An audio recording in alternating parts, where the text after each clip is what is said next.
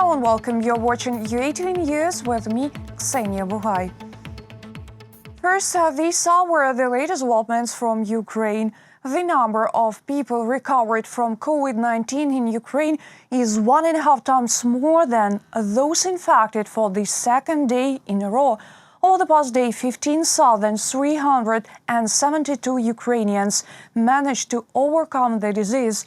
10,136 people have been infected. At the same time, almost 3,000 patients were hospitalized and 275 died. Most of all new cases are confirmed in the capital, as well as in Zaporizhia, Kyiv, Odessa and Kharkiv regions. As of today, Ukraine ranks at the 30th in COVID-19 death rate in Europe. It makes 387 people per 1 million of population. In Poland, this indicator makes 682 people, in France 932, in Great Britain 1,004 people.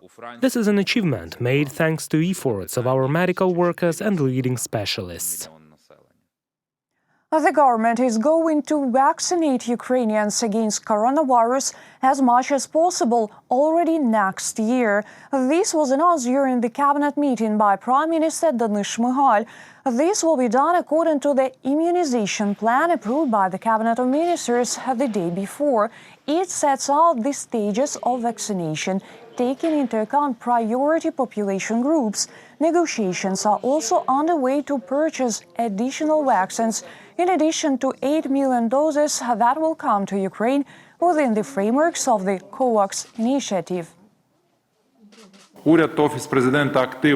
The government and the Office of the President of Ukraine ensure that in 2021 we are guaranteed a large number of vaccines. The leadership of the state is negotiating in two directions: directly with vaccine manufacturers and with the management of the countries where such vaccines will be produced or are already being produced. We will have enough resources to purchase vaccines. Almost $10,700,000 have already been set aside in the state budget, and a special fund will be created in addition.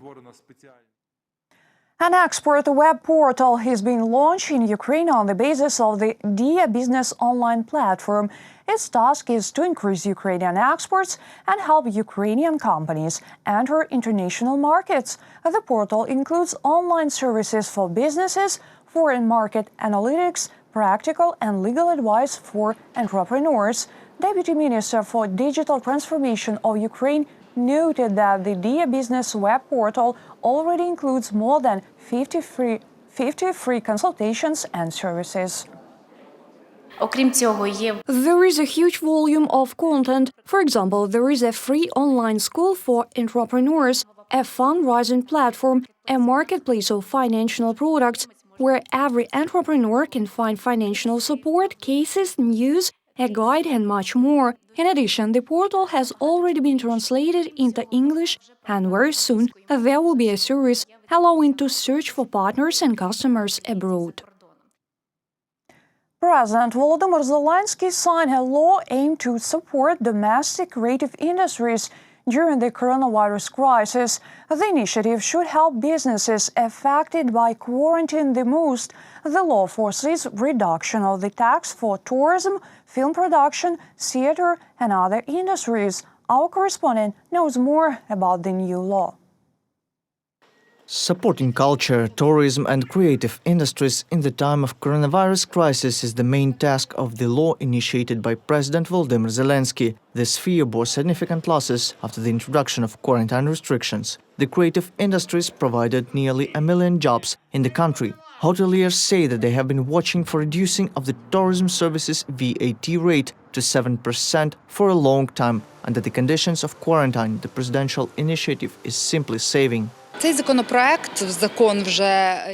bill is very important for the development of tourism industry of Ukraine, because it will make our Ukrainian tourism business and product, hotel services in particular, competitive with other European countries, where the VAT rate makes from 3 to 10%.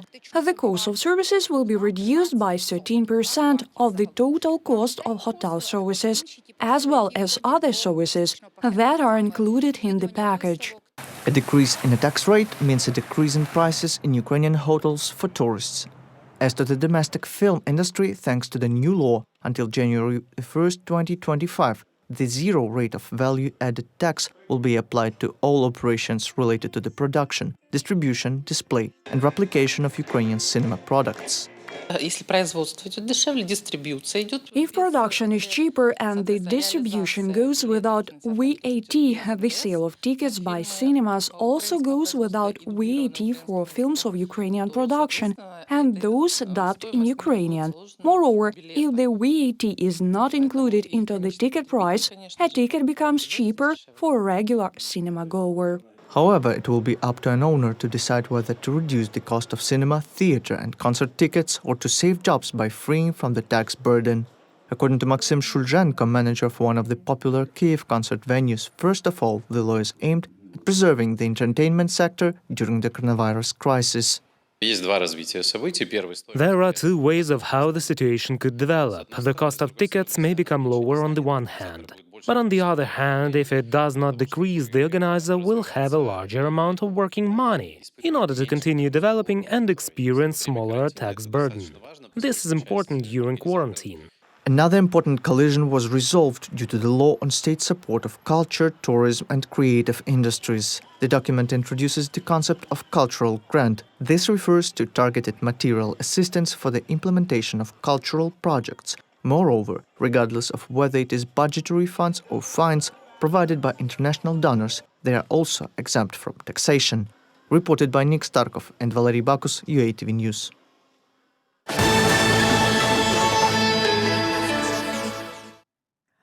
Four ministers at one kitchen. Ukrainian officials held a competition to find out who cooks Ukrainian national dish borshch better. Everything was under strict control of the chef. They used roasted cabbage, grated and sliced beets, and even cherries. Our journalists have also attended the competition. Ukrainian TV chef Yevhen Klopotenko has traveled throughout the country in search of the perfect borshch recipe. Then he decided to hold a cook-off and invited Ukrainian ministers of culture, economy, environmental protection and the deputy prime minister for European integration to cook Ukrainian national dish. The officials were split into two teams. Alexander Tkachenko and Olga Stefanishina were in the first one. Why do you cut? Because of the command? You got it right, it is necessary to cut. Ministers Igor Petrashko and Roman Abramovsky were in the second team. They admit, last time when they cooked borshch was 20 years ago. Therefore, they fry cabbage and cut carrots into large pieces.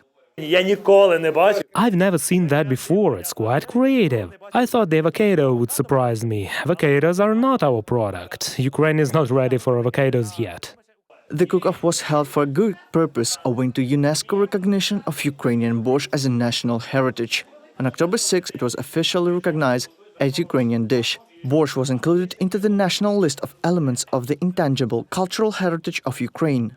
We started with borshch. When UNESCO recognizes it as exactly Ukrainian, then we will take care of everything else. Being a representative of the public sector, I know what help we need. Here I am ready to do everything I can for free. While the ministers discussed cultural heritage, a new recipe appeared. It adds spiciness and taste. Cherries are actually a sour element that has been used together with beet kvass. The ministerial cook-off ended with the victory of the team of Olga Stefanishina and Alexander Tkachenko, although the ministers say that borshch won the competition, since the dish unites Ukrainians not only on the territory of Ukraine, but also far beyond the borders. And we managed to make a unifying borshch. Reported by Nick Starkov, Inna Mazurkevich, UATV News. The tale of the Cossacks Christmas and evil spirits. The Ukrainian movie The Infernal Banner or Cossack Christmas has seen its second release. The first screening took place on January 1st this year. Since December 24th, the movie is likely to once again hit all Ukrainian cinemas. A special screening for adopted kids, children from large families, military men and displaced persons was organized in Kyiv.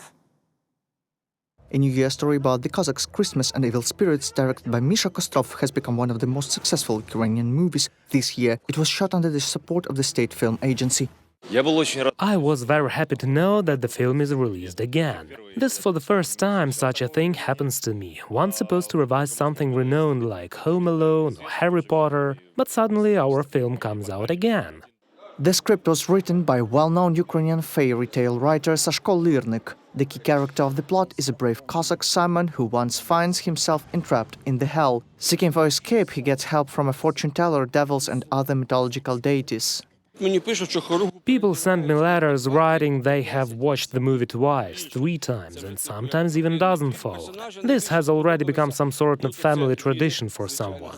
People grew fond of characters, of course, household deity and Cossack Simon himself. Kids always get caught by imps, they see themselves in those creatures. And this is envisaged by the plot itself. Grown-ups got fond of a devil. The film contains a lot of Ukrainian humor and traditions. The main attention is paid to family values. The main characters, Cossack Mikhdot and his wife, Daria, raise their son Simon, and they help him escape from the devil's clutches. This is very important that due to Sashko Lyrnik, our famous storyteller, the film also shows the children's attitude to parents, and most importantly, of a father to son. The holiday screening was attended by orphans, adopted kids and children from large and deprived families. I liked the fact that Cossack helped the devils to find their true Cossack nature, and that they did not lose their faith. It's very cool, I really like it. I did not expect to see the way how they escaped. I like Simon the Cossack because he is a very cool actor and he survived the devil. He is very brave. The movie Infernal Banner, A Cossack Christmas will be released on wide screens on December 24, reported by Nick Starkov, Svetlana Sich, UATV News. That was our final story this hour. Thank you for watching, stay tuned. More updates on our official website, YouTube and Facebook pages.